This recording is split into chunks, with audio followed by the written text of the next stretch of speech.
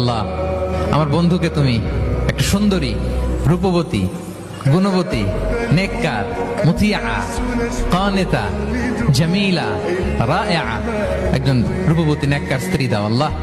কতদিন ধরে তার বিয়েটা ঝুলে আছে, আল্লাহ তুমি ব্যবস্থা করে দাও, সুন্দরী, নেককার, আল্লাহওয়ালা। তো সে তো তার বন্ধুর জন্য প্রাণ ভরে দোয়া করতেছে, আর তার স্ত্রী ওয়াইফ পাশেই ইফতারি রেডি করতেছিল। এই দোয়া শুনে মহিলা তো তেলে বেগুনে জ্বলে উঠছে, দৌড়ে আসে বলছে, এই তুমি কিসের দোয়া করো, রাখো। সে বেচারা মোনাজাতের মধ্যে তো ভরকে গেছে, ভয় বলে, কি হইলো, আমি তো দোয়া করতেছি আমার বন্ধুর জন্য। তো মহিলা বলে, তুমি কি মনে করছো আমি হাদিসটা জানি না? অন্যের জন্য কোন ভালো দোয়া করলে আগে যেটা নিজের জন্য কবুল হয়, তুমি মনে করছো আমি জানি না?